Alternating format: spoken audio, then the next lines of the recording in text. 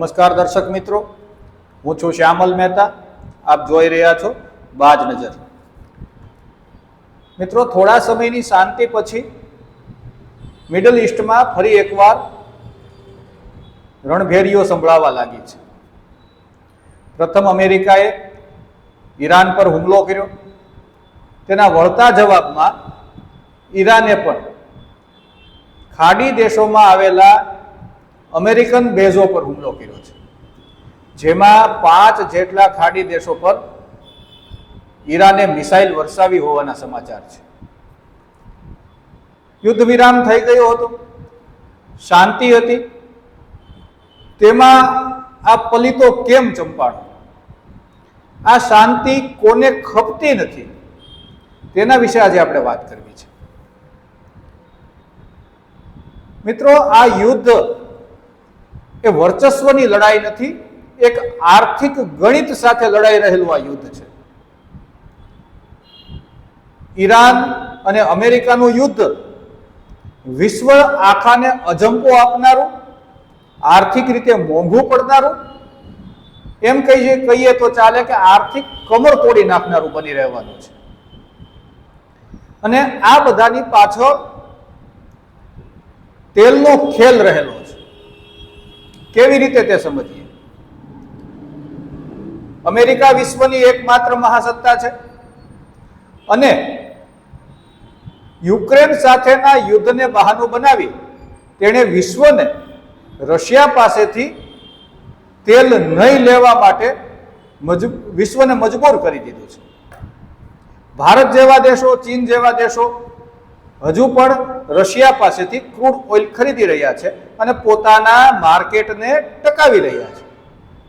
પરંતુ હવે એક એવી ઘટના બનવા જઈ રહી છે જેમાં અમેરિકન સંસદની અંદર એક ખરડો પસાર થવાનો છે, જેમાં રશિયા પાસેથી ક્રૂડ ઓઇલ ખરીદનાર કોઈ પણ દેશ પર અમેરિકા 500% જેટલો ટેરિફ નાખી શકશે.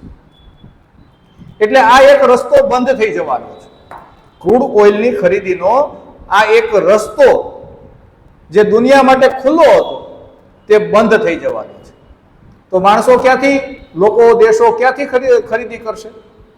તો મિડલ ઈસ્ટના દેશો જે ક્રૂડ ઓઇલના ઉત્પાદક છે, સાઉદી અરેબિયા છે, યુએઈ છે, વગેરે દેશો, કુવૈત છે, આ દરેક દેશો ક્રૂડ ઓઇલનું ઉત્પાદન કરે છે અને વિશ્વને તેની આપૂર્તિ કરે છે.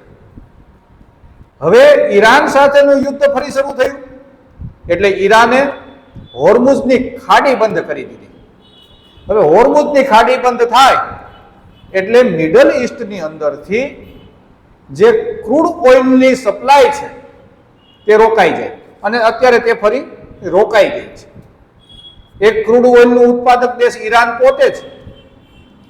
તો ઈરાન સાથે યુદ્ધ કરીને તે પણ અટકાવી દેવામાં આવ્યું છે. તો વિશ્વના દેશોને નાક દબાવી દેવાની આ એક ઘટના છે કે નાક દબાવો એટલે મોઢું ખુલે. તો એ કેવી રીતે?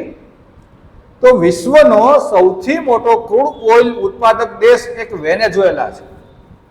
તો અમેરિકાએ શું કર્યું છે? અમેરિકાએ વેનેઝુએલાના રાષ્ટ્રપતિ નિકોલસ માદુરોને ઉઠાવી લીધા છે અને પોતાને ત્યાં કેદ કરી દીધા છે. હવે વેનેઝુએલામાં અમેરિકાની કઠપૂતળી સરકાર છે. એમ કહી શકાય કે વેનેઝુએલા ઉપર અમેરિકાનું અઘોષિત નિયંત્રણ છે.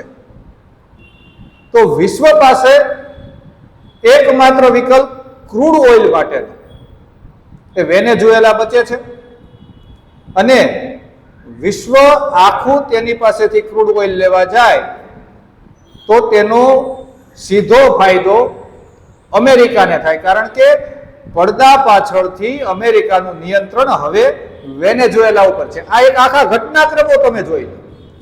યુક્રેન અને રશિયાનું યુદ્ધ તે અમેરિકા ઠરવા દેવા નથી માંગતું. યુક્રેનને હથિયારો પૂરા પાડ્યા કરે છે એટલે યુદ્ધ સતત ભડક્યા કરે છે અને એ યુદ્ધને બહાનું બનાવીને અમેરિકાએ રશિયન ક્રૂડ ઓઇલ પર પ્રતિબંધો લાદી દીધા છે.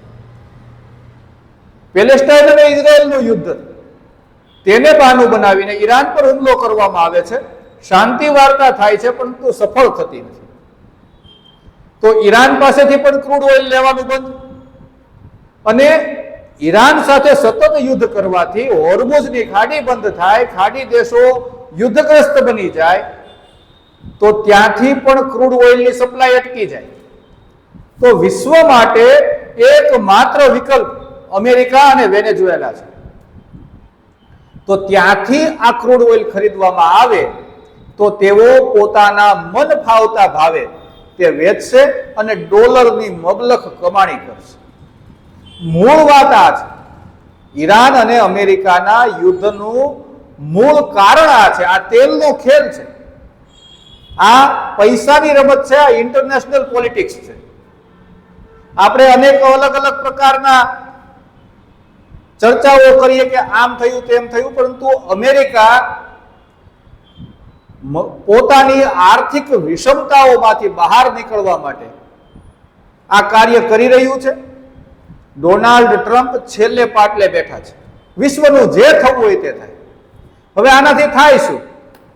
આનાથી થાય એવું કે ક્રૂડ ઓઇલની સપ્લાય લાઈન અટકી જાય તો સમગ્ર વિશ્વમાં ભયંકર મોંઘવારીનો માર આવે, કારણ કે બધાનો વેપાર વિનિમય અટકી જાય.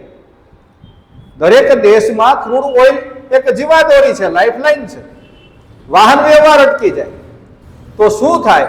તો મોંઘવારી ચરમસીમા પર પહોંચી જાય, બેરોજગારી ફાટી નીકળે, તેમના શેર બજારો નીચે પડી જાય. તો અમેરિકાને આની બિલકુલ ચિંતા નથી. વિશ્વનું જે થવું હોય તે થાય, પરંતુ તમારે વેનેઝુએલા પાસેથી હવે ક્રૂડ ઓઇલ ખરીદવો પડશે અને તે થોડા સમયમાં નિશ્ચિત થઈ જશે. અને આ બધામાં તેમને નકેલ કસવા માટે કોઈને વિકલ્પ ન રહે એટલા માટે રશિયા પાસેથી ક્રૂડ ઓઇલ ખરીદો તો તેમની સંસદ એવો ઠરાવ કરશે કે 500% જેટલા ટેરિફ. તો એક નવો માર એ પણ પડે. જો કોઈ દેશ, ભારત છે, ચીન છે, અન્ય કોઈ દેશ રશિયા પાસેથી ક્રૂડ ઓઇલ ખરીદવા જાય તો તે 500% જેટલા ટેરિફ નાખી દે તો આર્થિક નુકસાની તે પણ થાય. તો તે કોઈ પણ દેશને, વિકાસશીલ દેશને તો બિલકુલ પોસાય નહીં.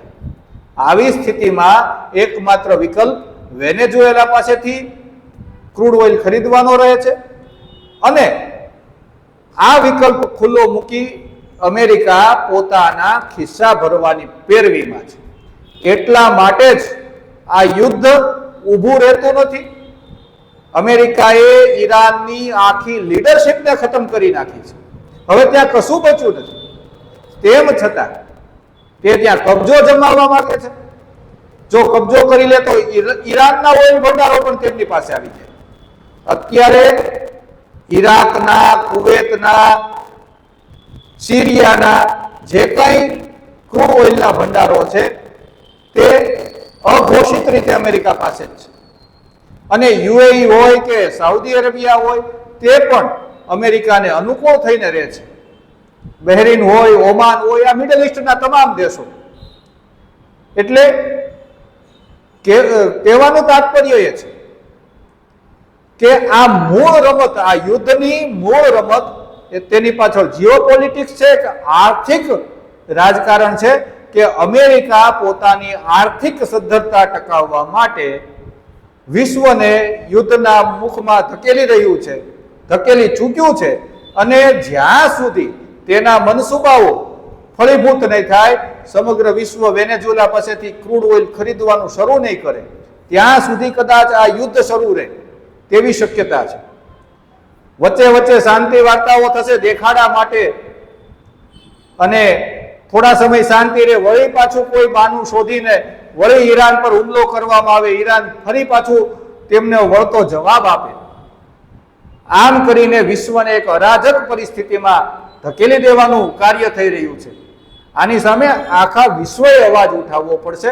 અન્યથા દરેક દેશને આર્થિક ભયંકર ફટકો પડશે, ભયંકર બેરોજગારી ફાટી નીકળશે અને મોંઘવારીનો માર વિશ્વના દરેક દેશોએ સહન કરવો પડશે, જે આ અમેરિકાના આર્થિક રાજકારણની રમતને કારણે નક્કી લાગી રહ્યું છે. જય હિન્દ, જય ભારત.